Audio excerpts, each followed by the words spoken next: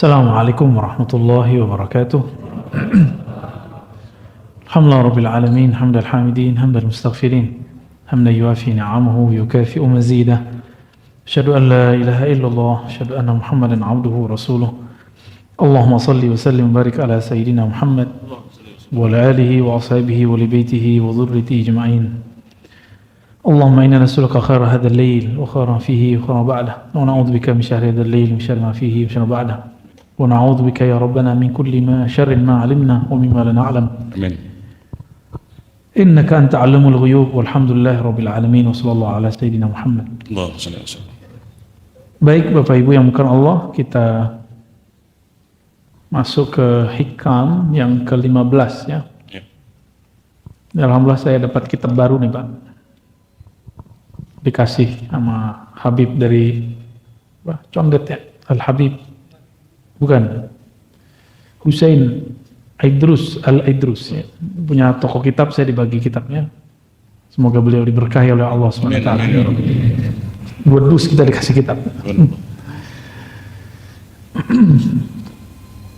Kita masuk ke hikmah 15, bunyinya mimma yadulluka ala wujudi qahri subhanahu an hajabaka anhu bima laysa biwujudin ma'ah.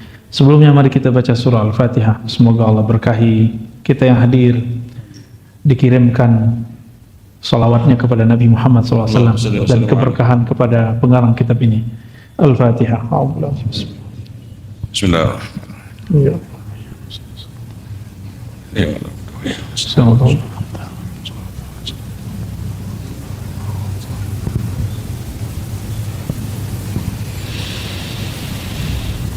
Mimma yadulluka ala wujudi qahri, yang menunjukkan hebatnya Allah. Apa itu?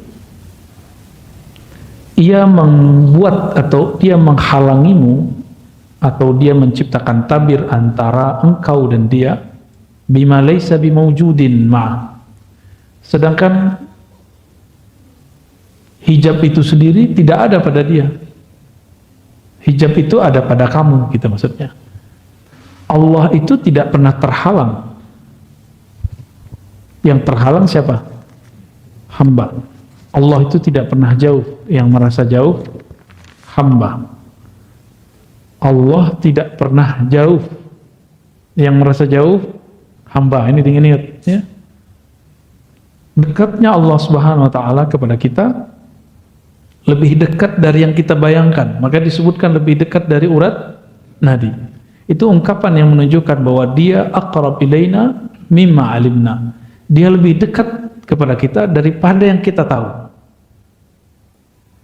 Maka saya sering mencontohkan, mulai dari uban, mulai dari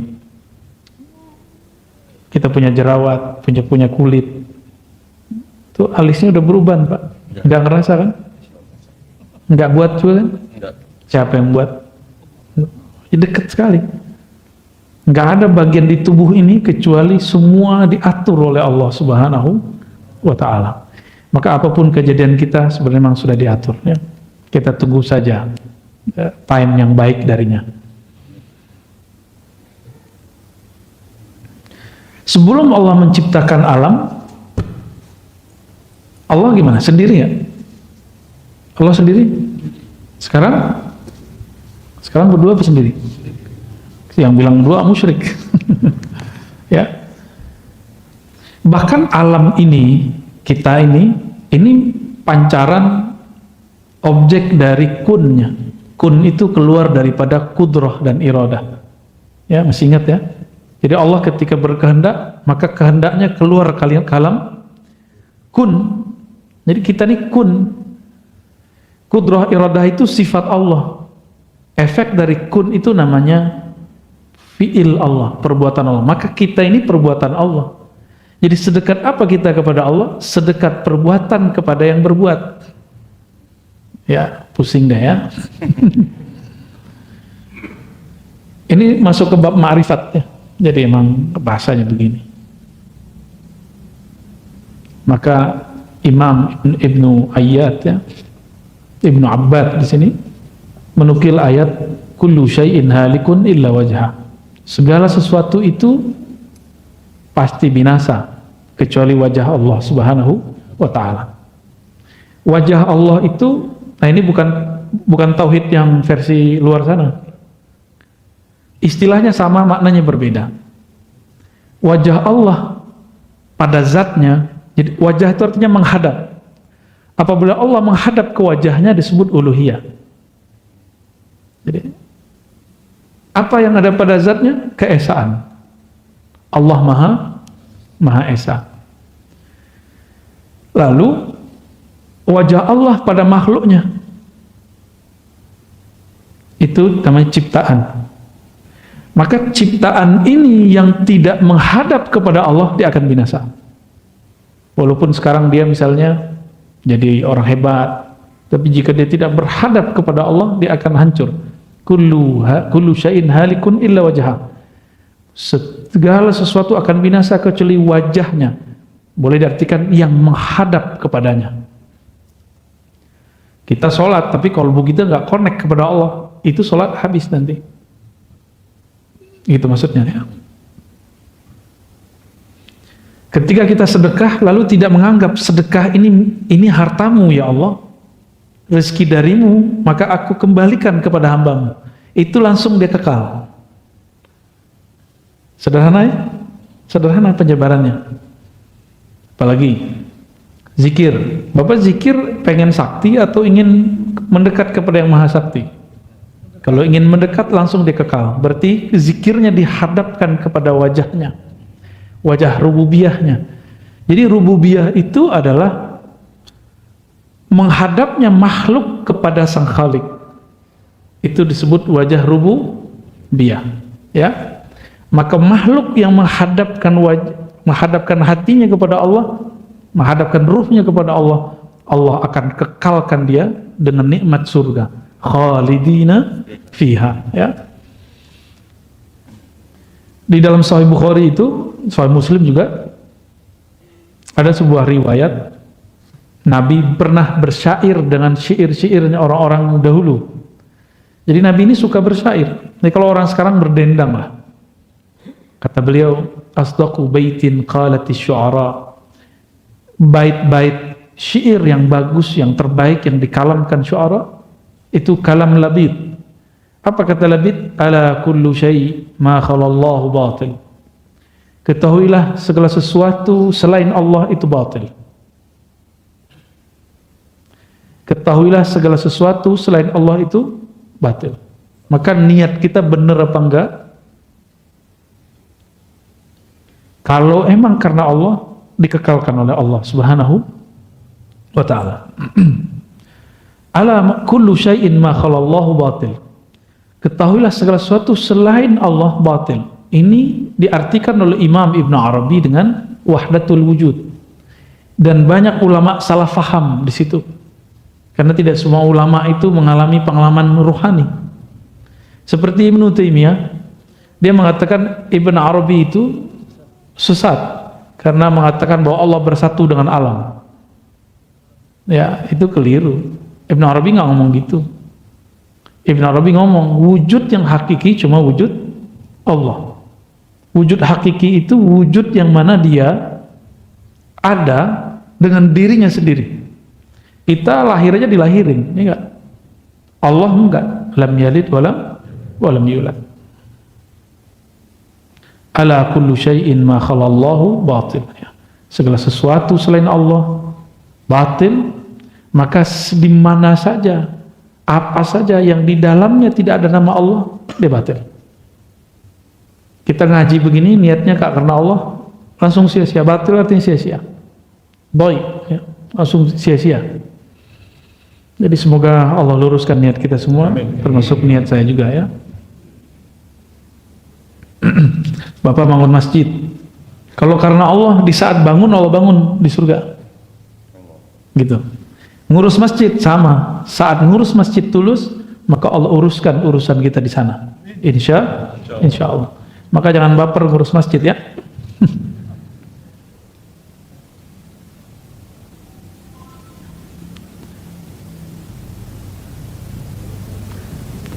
Imam Abul Hasan Syadzili pernah ngomong begini, Inna lananzur ila Allahi bi basaril imani wal iqan. Kita memandang kepada Allah dengan pandangan iman dan yakin. Maka kita nggak perlu dalil. Jadi orang yang minta dalil, bukti, berarti dia kurang percaya kepada Allah. Nastadillu bihi 'alal khalq. Hal fil wujudi syai'un siwal wahidil haqq. Fala narahu in kana walubda fanarahum kal haba' fil hawa in fattashtahum lam tajidhum syai'a. Masa makhluk dijadikan bukti adanya kholik? Nah, ini versi ahli tasawuf. Air apa? Senangnya apa? Air kelapa. Air kelapa menyegarkan. Coba minum sendiri. Nggak perlu pakai misalnya perbandingan-perbandingan. Nah, orang-orang ini ahli kalam dia butuh analog. Maka dia menganalogkan di sini buat teori-teori disebut kias. Buat kias-kias di sini. Dan Allah memang mengajarkannya, membolehkannya. Ya, boleh kita berdalil dengan kias. Allah akan nyuruh. Gitu. Lau kana fihima, apa, seandainya di dalam pada langit dan bumi itu ada lebih dari satu Tuhan atau ada dua Tuhan, maka dia akan rusak misalnya gitu. Nah, ini bentuk-bentuk silogisme yang Allah buat di Quran. Jadi apa bukti Allah ada? Ya Allah itu sendiri. Nggak perlu pakai. Nah, kita mau misalnya bapak-bapak ini mau ngelamar seseorang, nanya, ini orang baik nggak sih? Karena kita nggak dekat sama dia, nggak menyaksikan, kita minta tolong orang bercerita. Berarti kita cari dalil. Kalau udah ketemu orang ini gimana? Nggak perlu nanya orang lagi. Ya, bener nggak?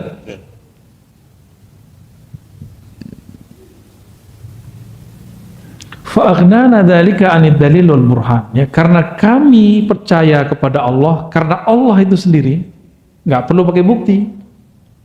Itu maksudnya. Bagi beliau, alam semesta ini bukan bukti Allah ada. Justru karena Allah adalah, alam ini ada.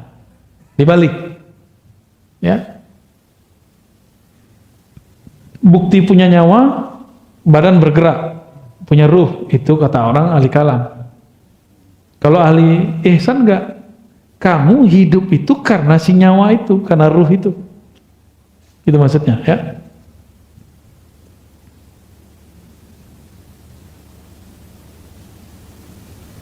Wa qala aidan radhiyallahu ta'ala anhu, qawiya 'alai syuhud marratan fasaltu wa yastur dhalika 'anni faqila law sa'altu ma sa'alahu Musa kalimuhu wa isaruhu wa Muhammad Safiyyuhu sallallahu alaihi wasallam lam yaf'al lakin salhu ayyukawwiyaka fasaltuhu faqawwani. Ya. Imam Athaillah ini pernah mengalami ihsan. Apa arti ihsan? Merasa memandang Allah. Lalu dia berdoa, ya Allah, aku tidak kuat, maka tutuplah, hijablah aku dari melihat ini. Maka ada yang berkata, seandainya kamu meminta sebagaimana memintanya Musa, Isa, Nabi Muhammad SAW, maka tidak akan terjadi. Tapi mintalah supaya Allah menguatkanmu. Ya. Nah, dalam masalah kita hari ini, mungkin nggak takdir itu kita sanggup menanggungnya. Takdir itu kan fiilnya Allah. Jawabannya, minta saja supaya kamu sanggup gitu. Ya.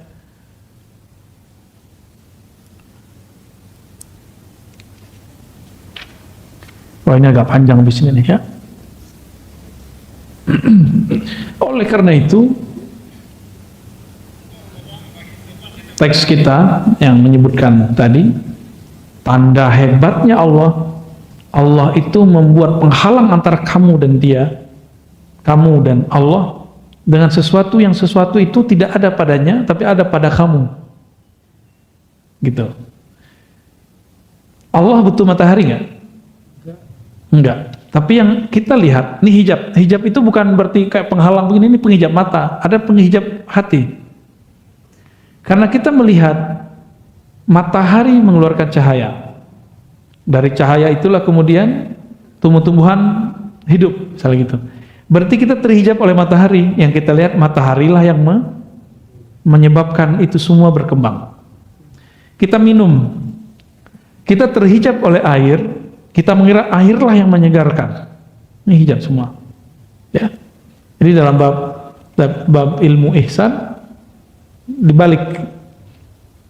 Jadi kalau saya minum, seharusnya saya memandang bukan airlah yang menyegarkan, tapi Allah. Nah, itu udah jadi sufi itu Pak. Ya. Gampang jadi sufi ya? Cobain aja.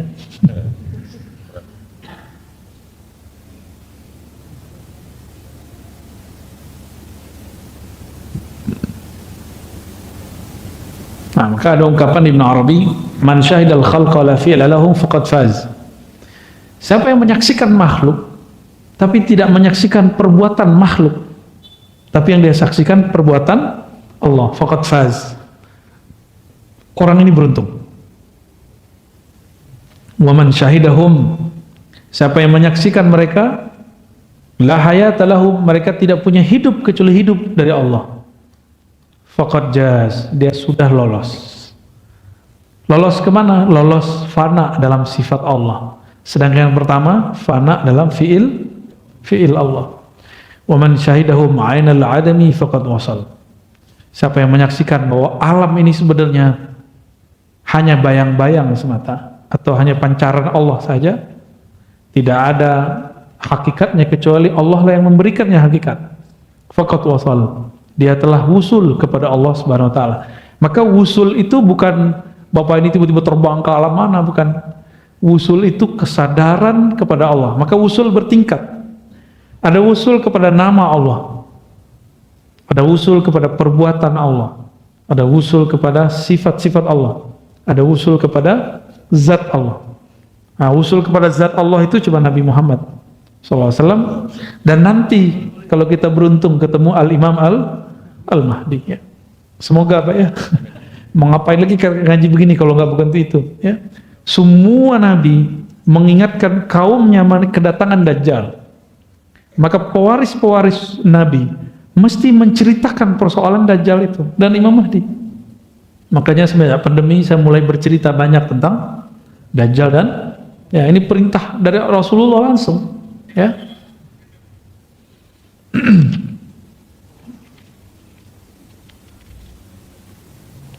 Wah, habis ini panjang Pak, tapi intinya sama ya. Nah, intinya sama. Itu kita skip aja ya. Isinya sama. Jadi jangan bayangkan Allah itu terhijab. Yang terhijab siapa? Kita. Karena cara pandang kita. Bapak kalau masih menganggap air yang menyegarkan masih terhijab, bukan berarti kita nggak perlu minum air. Justru saat meminum air itulah pakaikan adab. Ya Allah, dengan namamu aku mau minta kesegaran. Gitu. Bukan berarti kita nggak akan minum obat.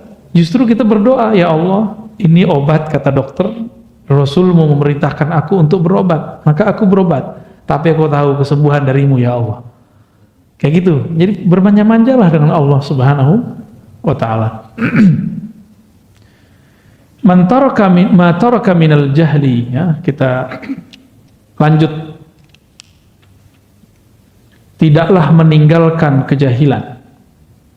Syai'an sedikit pun, man arada, siapa yang berkehendak, menginginkan, ayyuhditsa fil waqti ghaira ma azrahu Allah fi, agar terjadi suatu, misalnya khusyuk gitu ya, atau merasakan getaran-getaran kolbu, atau pengen misalnya mi'raj gitu, tapi sebelum saatnya, pengen jadi mursyid sebelum saatnya, itu gawat itu ya. Pengen jadi mursyid ya Pak? Pengen jadi mursyid nggak? Tahu mursyid nggak? Oh, yakin kuat. Menginginkan sesuatu sebelum saatnya itu namanya ambisi ya. Menginginkan sesuatu yang nggak pantas kita inginkan itu namanya nafsu ya. Nah ini banyak hari ini ya. Saya dari kecil saya belajar zikir, belajar tarekat, itu banyak yang nafsu pengen jadi mursyid, padahal tahu dia jadi mursyid itu berat. Ketahuan itu cuma di kolbu tapi pikirannya enggak, nafsunya enggak. Orang-orang yang menginginkan sesuatu sebelum saatnya, itu berarti dia tidak meninggalkan kejahilan. Misalnya gini, orang yang ingin memetik pisang sebelum matang, rasanya enak gak? Kira-kira begitu. Orang yang ingin menjual pisangnya sebelum matang, sama dengan orang yang belum pantas menjadi guru terus jadi guru. Guru di atasnya mursyid, belum saatnya dia jadi mursyid, dia mengklaim dirinya jadi mursyid misalnya. Maka nanti buah yang dia berikan kepada murid-muridnya itu rasanya sepet pasti. Ya. Ini yang ngomong bukan saya teringat kalam Sidi Abdullah Qumari yang kemudian dijelaskan ulang oleh Syekh Zakaria Al-Halabi, ya. Kawan dari guru saya, Kiai Ahmad Marwazi. Dan perlu diketahui, jadi mursyid gak jadi mursyid bukan masalah umur, tapi masalah pengalaman rohani. Ya. Mau lama tapi pengalamannya dikit dan tidak ada kedewasaan rohani. Ini kan ciri-ciri orang bukan gak dewasa. Ciri-ciri orang tidak dewasa, childish secara rohani, jadi dia badannya tua tapi rohaninya masih bocah, masih anak-anak. Dia menginginkan istijabah doa sebelum saatnya, ingin mendapatkan getaran zikir sebelum saatnya, ya. Ingin memiliki sesuatu sebelum saatnya. Coba lihat anak-anak meminta yang belum umurnya, pernah nggak? Dulu pernah anak-anak nggak? Pernah nggak minta ke orang tua sesuatu yang bukan umuran kita?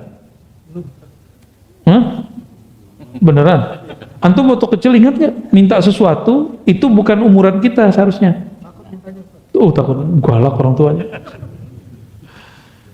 Kalau saya sering dulu minta sesuatu yang sebenarnya itu belum umur saya minta. Nah, tapi dikasih tahu ini belum, ini tuh orang gede, kita paham. Anak kecil ini kan ada tipe yang bisa dibilangin, ada yang nggak bisa dibilangin. Ya.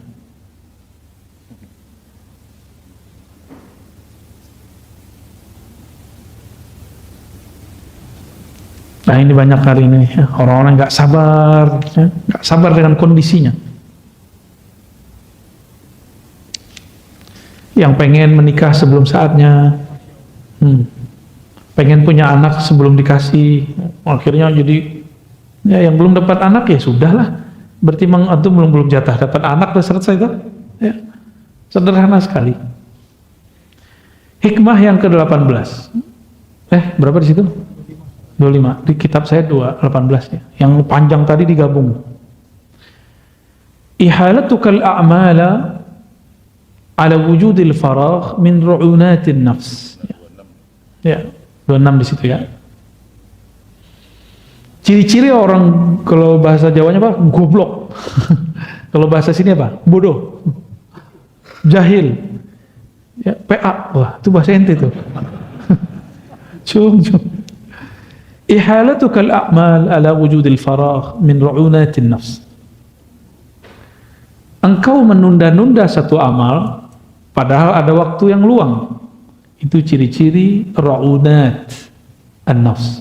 Kekacauan, kebodohan, kalau bahasa kasar itu kegoblokan. Ya, an-nafs, jiwa. Tanda, kalau bahasa saya, ini tanda jiwamu labil. Waktu kosong malah dia biarkan. Nanti ketika sibuk berandai-andai. Coba kalau luang, dikasihlah luang WFH. Bener? Tapi sama aja.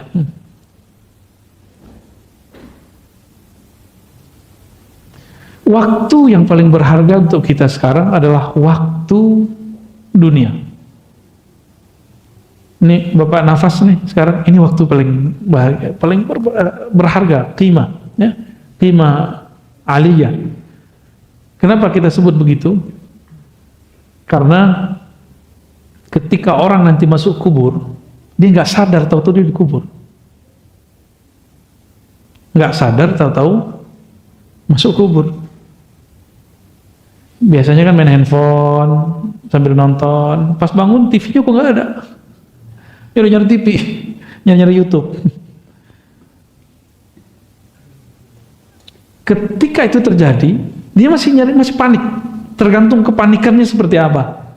Makanya biasakan bangun tidur tuh langsung nyebut nama Allah. Gimana caranya? Sebelum tidur sebut nama Allah. Maka setelah tidur kita akan menyebut nama Allah. Ya. Kalau dosa semua kita kan dosa. Nggak usah pikirkan itu ya. Kembali saja kepada Allah Subhanahu wa Ta'ala. Di saat masuk ke alam kubur itu, di situ dia sadar, ya Allah, farji'na na'mal sholihan. Barang sebentar saja, tolong kembalikan aku. Berarti waktu yang ada sekarang, ini yang disebut berharga faragh.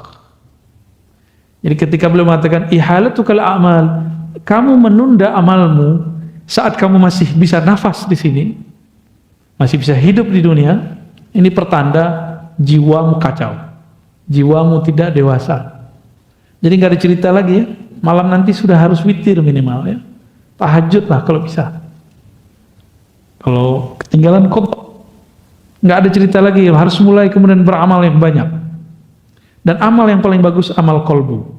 Amal kolbu ada dua, ngaji dan membuang sesuatu yang buruk dari kolbu. Dua aja amal kolbu. Ini amal paling mahal, ya, yang membuat kita bisa bahagia di dunia. Kalau kita mentalak dunia, jadi dunia itu baru bahagia kita kalau kita mentalaknya di kolbu, bukan di fisik Pak. Kita masih makan minum masih bagian dunia, ya.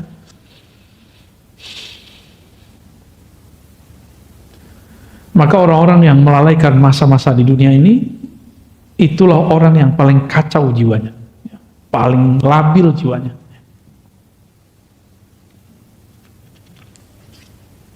Nah, masih dapatlah satu lagi ya. Satu atau dua lagi nih.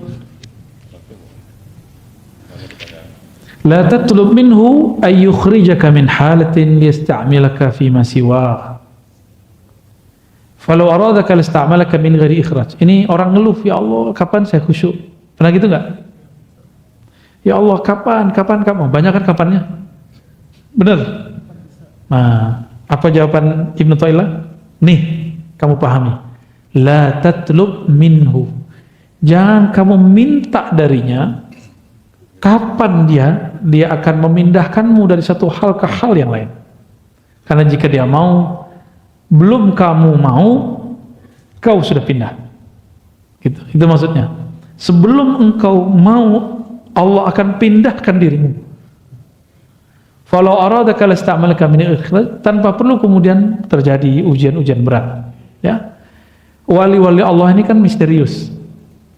Ada orang jadi wali karena dia cuma mengasih makanan anjing. Ada yang jadi wali karena dia cuma minggirin batu atau duri dari jalan. Ternyata wali itu sederhana. Orang yang mengambil sifat-sifat Allah lalu dia kemudian tancapkan dalam dirinya. Allah itu punya sifat rahmah, penyayang, benar. Maka dia menyayangi makhluk. Ini jalur pintas jadi wali Allah. Mau jadi wali Allah? Ya maulah kita ya. Dengan menyayangi semua makhluk, ya.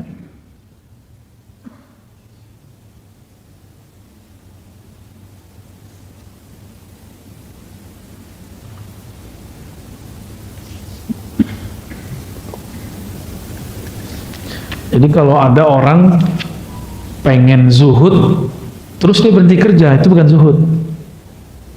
Ya. Buktinya apa? Antum ketika tidak bekerja kepikiran duit mulu. Itu tanda-tanda zuhudnya nggak bener. Ciri-ciri orang zuhudnya bener, dia udah nggak mikirin duit. Duit datang cari dia. Dia nggak nyari duit, duit nyari dia. Akhirnya tidak ada kemudian gangguan dalam dirinya masalah rezeki. Itu baru zuhud. Ya, gimana? Itu nggak berat kalau pakai hati, tapi kalau pakai ini berat. Jadi kajian hikam itu jadi berat kalau antum pikir-pikirkan. Tapi kalau antum pakai rasa, saya rasain dulu, itu nanti ketemu. Ya. Saya dulu berpikir kapan saya bisa baca kitab ya. memikirkan itu bikin stres. Akhirnya Allah takdirkan kita ketemu guru-guru hebat, lalu saya mampu baca kitab berkah mereka tanpa saya kepikiran ini. Jadi nggak mikirin waktu. Nah, kalau orang-orang yang coba kalau saya bisa baca kitab kayak kamu, nah ini namanya ngandai-ngandai. Berandai-andai itu bagian daripada was-was syaitan. Ini hati-hati nih, ya. Dapat banyak Pak, kita dikit-dikit aja. Ma aradat himmatu salik an taqifa indama kushifa laha illa wa nadathu hawatiful haqiqah alladhi tatlub amamak. Tidaklah berkehendak keinginannya salik, himmahnya salik untuk berdiam, tawakuf. Udah jadi bahasa orang Betawi ya, tawakuf pengajian. Tawakupan. Tuh. Ente habis tawakupan ya. Tidaklah seorang salik berkehendak untuk diam tawakuf ketika mengalami suatu kasyaf. Dia puas dengan pengalaman rohaninya itu, melainkan nanti akan ada sir berkata, yang kamu cari masih jauh di depan, bukan itu yang kau cari. Gitu. Jadi kalau orang mengalami khusyuk bisa nangis, belum Pak, masih ada lagi di atasnya. Bapak ngerasa sholat nih kayak di hadapan Allah, belum, masih ada lagi makom di atasnya. Apalagi apa yang antum paling ingat-ingat ketika sholat, paling enak, bahagia, masih ada lagi di atasnya, ya, gitu maksudnya. Jadi yang kamu cari itu bukan bahagia, tapi sumber bahagia. Yang diperlukan Allah itu dari kamu, bukan Allah nggak memerlukan apa-apa juga ya. Yang Allah kemudian mau ambil dari kamu itu bukan khusyuknya, tapi usaha untuk memperoleh khusyuknya, itu yang Allah ambil ntar. Ya, emang khusyuk gampang ya? Gampang Pak? Nggak susah? Gampang nggak susah sama Pak.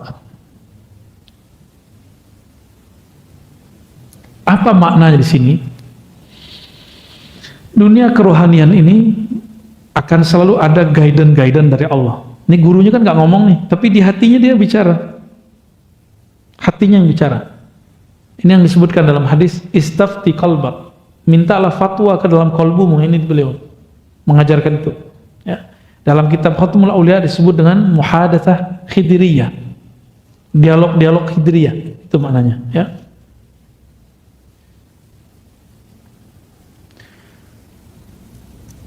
Maka di sini Imam Shustari namanya mengatakan fala taltafit fis sayri ghairan fa kullu ma siwallahi ghairun fattakhidh dzikrahu hisnan.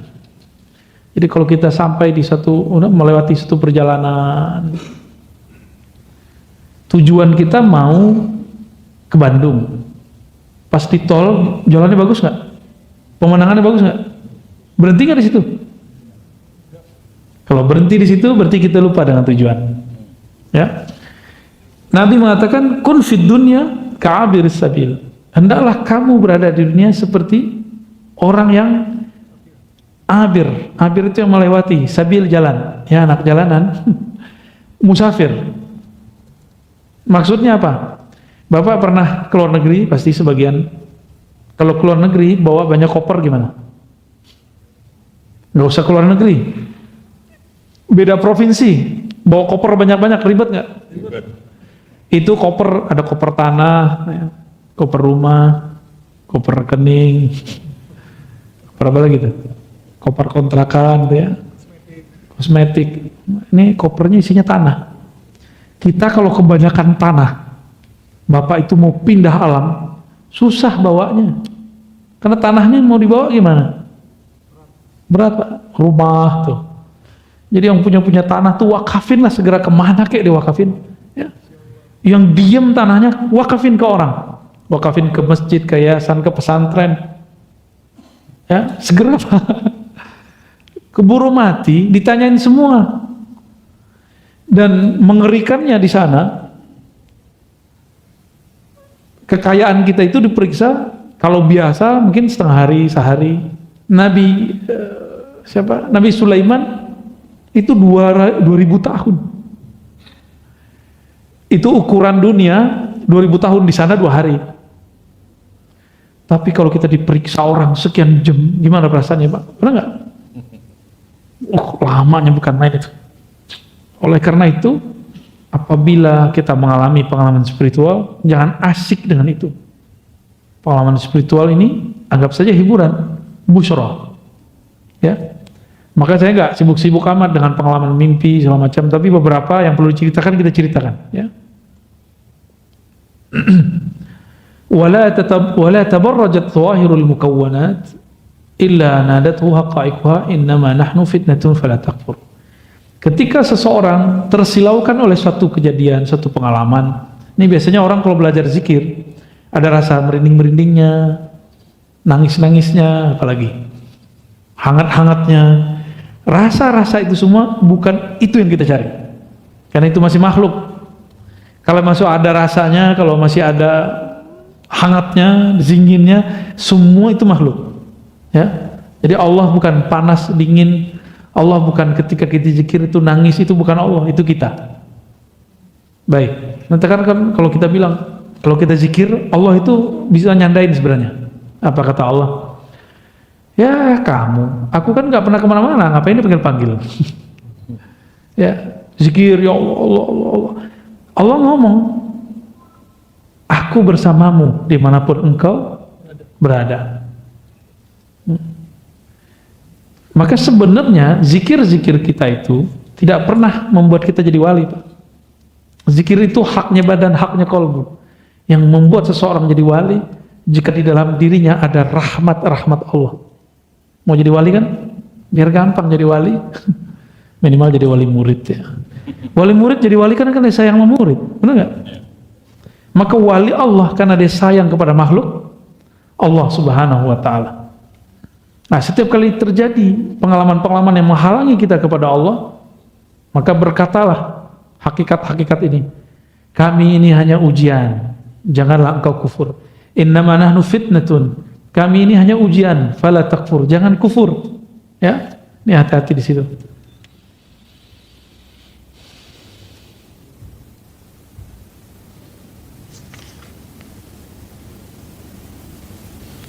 Ya. Orang ketika dia belajar ilmu kerohanian, di kolbunya belum dibersihkan, Pak. Misalnya perasaan pinter. Nah, hati-hati ya. Perasaan merasa suci. Terus antum belajar zikir, ini belum dibenerin. Nanti zikirnya nambah, merasa sok sucinya nambah. Bahaya nggak tuh? Kita belum sembuh dari penyakit sombong. Tambah ilmu, tambah sombong nggak? Tambah sombong. Ya, ini hati-hati di sini.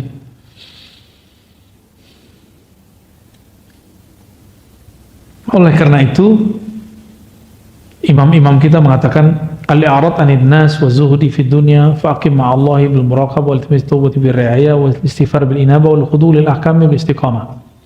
Jadi yang harus kita lakukan adalah menghindar atau berpaling dari dunia, nanti dunia yang ngejar. Nanti Bapak sampai capek sendiri ngumpulin dunianya. Ya. Dunianya ustadz apa? Ceramah ya. Nanti diubur-ubur orang terus Pak ntar. Ya. Ketika kita sudah bosan dengan semua jadwal, tambah banyak yang minta. Emang begitu. Bapak kan kalau udah kan katanya tua pengen hidup bahagia, masa pensiun, apanya yang pensiun? Ya, katanya nanti kalau anak-anak udah gede bisa jagain kita, yang ada kita jagain anaknya, cucunya. Saya menyarankan nih teman-teman, nih mohon maaf ya antum tersinggung aja ya. Kalau sayang sama orang tua, jangan susahkan orang tua dengan cucu-cucunya. Sesekali boleh, seneng. Jadi sama orang tua itu ya buatlah mereka kasih fasilitas senikmat-nikmatnya biar orang tua itu nyaman. Ridho orang tua kita jadi wali, Pak. Gampang tuh? Ridho al-walidain. Ridhonya orang tua itu ridho Allah. Kalau Allah ridho, wali nggak? Ridho Allah fi ridhal walidain, kan gitu ungkapannya. Uwais Al-Qarni jadi wali kenapa? Karena dia banyak wirid? Karena dia berkali-kali umroh? Enggak. Kenapa ini nggak diekspos? Kenapa sebelum pandemi kayaknya kalau mau jadi orang benar umroh dulu berkali-kali ya? Yang kaya orang travel ya. Maaf ya orang travel ya. Ini nggak diekspos bahwa Uwais Al-Qarni jadi wali bukan karena dia pergi haji umroh. Justru karena dia nggak jadi pergi umroh dan haji. Kenapa dia menjadi wali? Karena dia merawat ibunya, ya, memuliakan ibunya. Mahar masuk jadi wali itu. Gampang-gampang susah ya? Ya enak ngomongin doang, ntar kalau udah ketemu orang tuanya bingung. Wah masih ada. Cukup?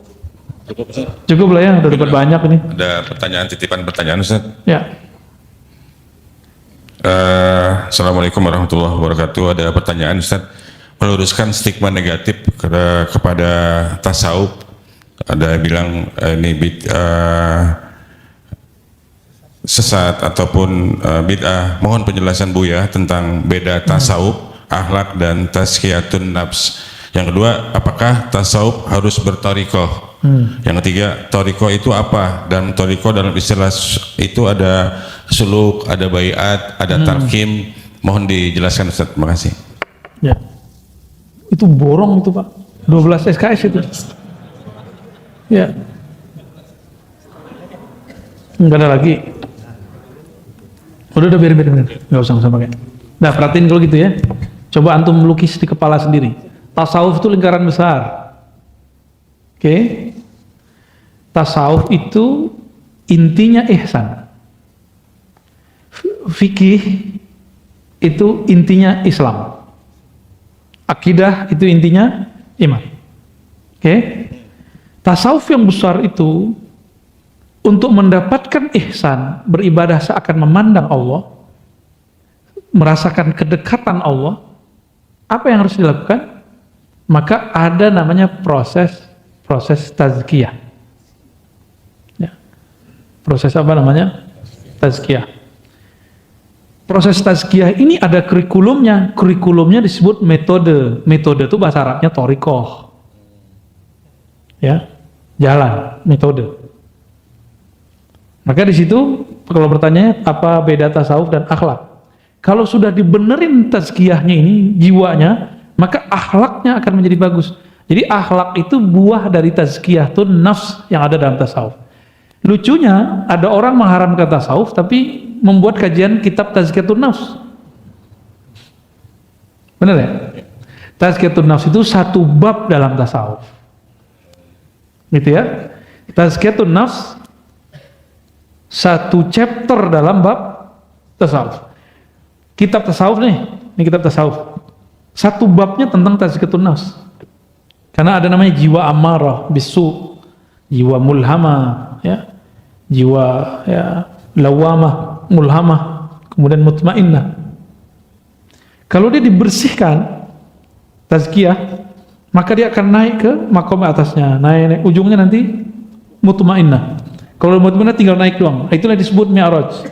Jadi isra'-nya jiwa dari amarah bisu kepada mutmainnah. Mi'rajnya jiwa dari mutmainnah ke radiyah, mardiyah ke kamilah, ya. Itu kalau dikaitkan dengan Isra dan Mi'raj. Sudah bisa bedain? Tasawuf itu rumah besar, tujuannya agar mendasarkan kedekatan kepada Allah, yaitu ihsan. Di dalamnya ada satu bab namanya tazkiyatun nafs. Tazkiyatun nafs itu mempunyai metodenya lahirlah dalam torikoh. Ya, maka wajibkah bertorikoh? Ma la yutimmul wajib bihi illa bih fahuwa wajib. Ya. Apabila sesuatu nggak dicapai kecuali dengannya, maka dia jadi wajib. Gitu. Jadi misalnya nih, supaya saya seger, saya harus minum, maka minumnya jadi wajib. Supaya pintar harus sekolah, maka sekolah jadi wajib. Di zaman Nabi ada sekolah nggak? Ada nyantri nggak? Ada rumah tahfiz nggak? Tapi supaya orang hafal Quran, maka perlu dibuka madrasah, ma'had, rumah tahfiz. Gitu. Ini lucunya orang yang mengharam-haramkan tasawuf. Dia buat bid'ah sendiri. Dia buat metode ini, metode itu, daurah ini, daurah itu, rumah tahfiz ini dan itu. Itu kan metode. Metode menghafal cepat, metode hafal begini. Kenapa dalam menghafal boleh ada metode, tapi dalam tazkiyah nggak boleh beda metode? Nabi beda sahabat, beda cara loh. Ada sahabat pelit, nanya, wahai Rasulullah, amal terbaik apa? Nabi jawab, engkau ngasih makan anak yatim, engkau ngasih makan orang susah. Ada sahabat yang kismin. Tahu kismin nggak? Nanya, wahai Rasulullah, amal terafdol apa? Nabi bilang, iman di kolbu. Ada orang nanya, orangnya pemarah. Nabi bilang, la taqdab falakal jannah. Kamu sabar aja, masuk surga. Kayak gitu Pak modelnya. Jadi Nabi itu beda sahabat, beda metodologis. Tarekat yang stagnan akan hancur dimakan zaman. Maka di zaman kita mesti merevisi kurikulum thariqah. Namanya nggak usah direvisi. Kayak namanya ditambahkan aja kayak di Timur Tengah itu, Naqsyabandiyah, Khalidiyah, Qadiriyah itu nanti ada nama-nama tambahannya. Samaniyah, Qaribiyah, Samaniyah apa gitu. Jadi mereka suka menambahkan di belakang sebagai bentuk ada revisi dan tajdid. Di Indonesia kan terlalu mensuci-sucikan thariqah. Oh begini kata guru kita. Ya, kalau udah nggak relevan di zaman ini gimana dong? Gurunya sudah wafat masuk alam sono. Ya, maka thariqah pun mesti thariqah yang mu'tabarah. Pertama, yang kedua mesti mursyidnya arif kepada Allah Subhanahu wa ta'ala, mesti. Kalau enggak, bukannya malah tambah dekat, tambah jauh. Ya, mau mendekat kepada Allah malah tambah jauh. Gitu. Ya, wallahu a'lam bishawab. Tadi apa lagi? Dalam thariqah itu ada istilah suluk, baiat dan talqin. Bisa dijelaskan, Ustaz? Waduh, bolong lagi. Suluk itu menempuh jalan. Jadi Bapak nih, kata guru, kamu amalkan ini. Bapak mulai ngamalin, itu suluk namanya. Suluk itu ada yang formal, berkhalwat, ada yang informal, atau ada yang temporal. Yang temporal ini yang biasa kita kerjakan. Misalnya Bapak Ibu ini diijazahkan guru untuk berzikir 1000. Nah itu temporal 1000 doang. Kalau khalwat, jadi suluk bentuknya khalwat, bisa 10 hari, bisa 30 hari, bisa 4, terserah berapa perintah guru. Syekh Abdullah Faiz Dagestani, seorang mursyid Naqsyabandiyah, gurunya Syekh Haqqani. Kan terkenal ya Syekh Nazim Haqqani. Itu beliau kalau lagi suluk Pak, antum nggak sanggup, Anda nggak sanggup, mikirin dunia wudu.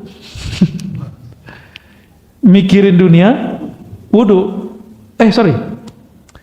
Lupa kepada Allah wudu. Teringat dunia mandi tobat. Ya, itu thariqah beliau tuh. Jadi Naqsyabandiyah beliau sudah beda dengan Naqsyabandiyah sebelumnya. Di Naqsyabandiyah sebelumnya mandi cukup di awal mau zikir, mau talqin zikir. Beda dengan Qadiriyah sebelumnya, udah beda-beda tuh. Syekh Abdullah Faiz kemudian meringkasnya. Gitu. Kan nggak mungkin Pak, beliau ngajarin Bapak gitu. Ada yang mau belajar thariqah sama saya, ntar saya gituin gimana? Kamu lupa kepada Allah, wudu. Ingat dunia, mandi. Ya bisa mandi 50 kali sehari. Kita ini hidup di akhir zaman, insya Allah banyak rukhsah Pak. Insya Allah banyak rukhsah. Yang penting tasdik saja kepada wali-wali Allah ya. Nah kitab ini kan yang nulis wali Allah, maka kita tasdik kepada isinya. Tasdik itu membenarkannya ya. Jadi tidak ada lagi pertanyaan tasawuf ada kan di masa Rasul, ya salah ya. Malam tadi saya mengkaji dari Alif Lam Mim sampai berapa ayat? 3 ayat ya. Sisi tasawuf dalam surah Al-Baqarah. Setiap ayatnya ada. Tasawuf itu membahas mulai dari bab niat, taubat sampai kemudian mahabbah, ridho. Jadi kalau orang nanya, khusyuk masuk di tengah-tengahnya. Adakah tasawuf di Quran? Banyak. Setiap ayat sabar itu tasawuf. Setiap ayat syukur tasawuf. Setiap ayat ikhlas tasawuf. Setiap ayat-ayat yang menyebutkan amal ruhani, maka itu tasawuf. Gitu ya? Paham ya? Jadi masih mau nanya, ada tasawuf nggak di Quran? Ya itu. Beres, cukup.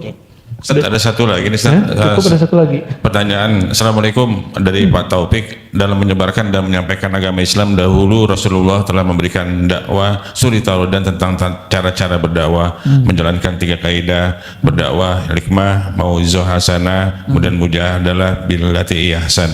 Pertanyaannya, fenomena yang terjadi sekarang banyak ustadz yang tidak menjalankan kaidah dakwah yang dicontohkan Rasulullah. Kira-kira kenapa dan kenapa bisa terjadi? Yang kedua, hadis Bukhari mengatakan sampaikanlah walau satu ayat, yang artinya kita semua pun juga dianjurkan untuk bisa berdakwah walau cuma menyampaikan satu ayat. Yang pertama saya udah lupa. Fenomena yang terjadi sekarang banyak ustadz yang tidak menjalankan kaidah dakwah. Ya, cukup. Terus yang kedua Ustaz, hadis Bukhari tadi sampaikan walaupun satu ayat. Dianjurkan untuk bisa berdakwah walaupun cuma menyampaikan satu ayat. Mohon tips dan ilmunya untuk bekal kita dalam belajar berdakwah walau menyampaikan satu ayat. Sekarang mah gampang Pak, ada video dakwah, sebar video aja. Ya, dai-dai yang tidak dididik oleh gurunya, mursyidnya, maka mereka yang mendidiknya syaitan. Ya. Dai-dai yang dididik gurunya kan punya guru terus bersambung ke Rasulullah, pasti ada sifat yang mengalir ke dalam dirinya. Apa itu? Mengajar dengan mau'izah hasanah. Orang ini banyak lupa bahwa dakwah itu bil urfi wa'mur bil urfi. Ajaklah orang dengan urf. Apa arti urf? Sesuatu kebaikan yang sama-sama dipahami oleh dia, itu disebut dengan urf. Itu dia. Maka jika ada orang berdakwah dengan sesuatu yang objek dakwahnya nggak ngerti, maka dia bukan berdakwah dengan benar. Adapun kemudian yang disebut dengan wajadilhum billati hiya ahsan, itu ke ahli kitab, apalagi sesama muslim. Ini kan sesama muslim aja saling membid'ahkan. Ya, termasuk aneh. Kalau kita udah kurang kok, jauh. Saya semenjak pandemi udah jarang banget kok. Kecuali dipancing-pancing dikit ya. Karena masih ada energi hot di dalamnya. Naik lagi. Kadang ya, kadang. Jika di kolbu itu isinya rahmat Allah, maka yang keluar pasti kasih sayang. Tapi jika di kolbunya ada kebencian, berarti selain Allah, maka dakwahnya isinya kebencian. Orang-orang yang ingin mengajak kepada Allah harus tahu dulu jalan kepada Allah, harus mengenal dulu jalan kepada Allah. Bapak mau ngajak saya ke Nikmah, Japos, nggak punya GPS, nggak pernah kesini, ketemu nggak ntar? Enggak. Ya, orang mau mengajak kenal Allah, tapi dia tidak mau menyelami nama dan sifat-sifat Allah, ya salam. Ya, nah ini perlu kita garis bawahi bahwa mudah kok jadi dai yang kolbunya bening itu. Warisi saja sifat Rasulullah Sallallahu Alaihi Wasallam. Yang kedua tadi apa? Balighu anni walau ayat. Ini hadis sahih, pemahaman orang banyak nggak sahih. Dimanfaatkan oleh kawan-kawan kita yang berdakwah sebelum matang. Balighu anni walau ayat bukan berarti ceramah. Ya, nggak mesti ceramah kok kalau dakwah. Emang Nabi maksudnya dakwah di ceramah di situ? Enggak kan? Kalau untuk ceramah, ngajar kitab, mesti punya kemampuan-kemampuan tambahan. Tapi kalau cuma mau menegur kawan, teman, ya pakai satu ayat boleh, satu dalil boleh. Tapi Bapak duduk di tempat saya ini, terus nanya macam-macam, nggak tahu dalil gimana? Kejadianlah seperti di Bandung, ada ustadz siapa namanya? Ditanya perihal yasinan, nggak bisa jawab, langsung bilang bid'ah aja. Ya. Yang paling lucu dari tahun 80-an, 90-an ini rame mengenai doa anak sampai ke orang tua, selain anak nggak nyampe. Sering dengar nggak dulu? Iya. Itu kan kacau itu. Itu orang ingin menyampaikan satu ayat, itu doang yang dihafal, tapi salah paham karena hanya mengenal satu ayat. Jadi tolong dibedakan ad-da'wah ghair al-fatwa. Fatwa, dakwah itu beda. Jadi kalau antum ini bukan ahli fatwa, nggak pernah belajar fikih, usul fikih, hadis dengan mendalam, cukup berdakwah dengan pengertian memberi motivasi. Jangan bermain di wilayah hukum. Ini baru hijrah 3 bulan lalu, sudah berani membid'ahkan ustadz yang sudah puluhan tahun bersama kitab-kitab yang gundul itu. Aneh Pak, sekarang betul-betul aneh. Baru hijrah kemarin, nggak pernah nyantri, kiai-kiai dibantah. Kalau saya yang dibantah wajar, kan saya anak filsafat katanya.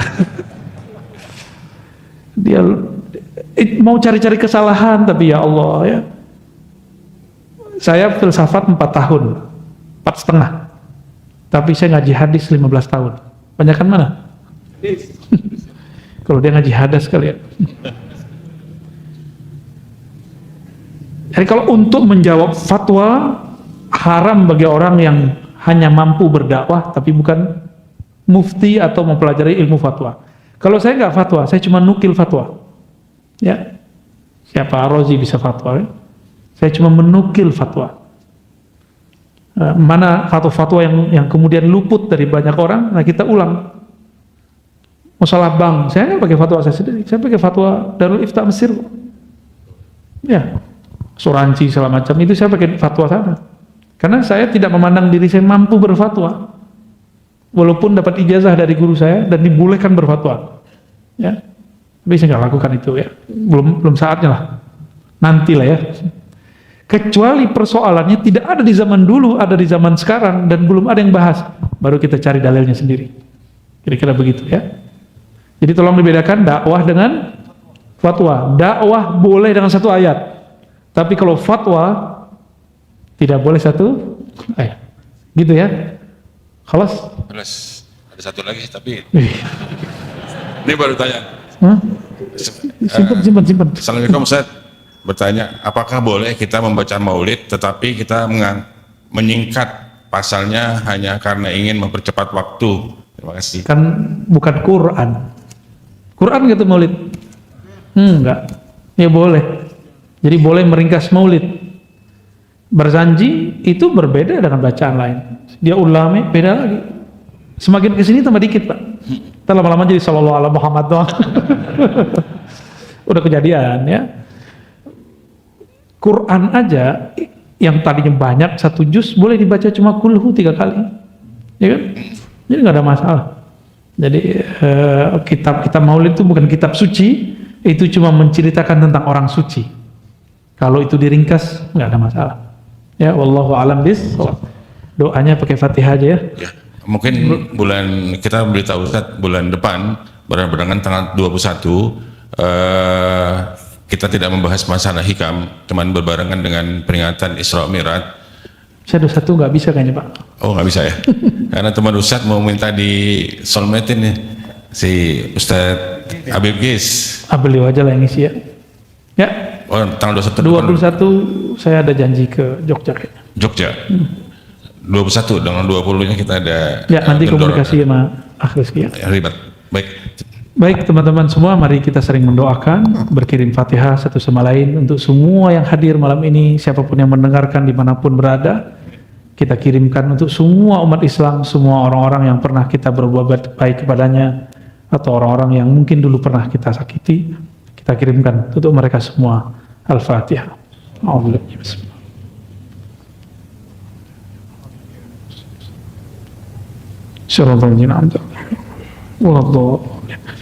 Semoga bermanfaat, semoga kita diridhai oleh Allah Subhanahu wa taala. Doa kafaratul majelis, subhanakallahumma wa bihamdika, asyhadu an la ilaha illa anta, astaghfiruka wa atubu ilaik. Mohon izin tidak salam-salaman. Saya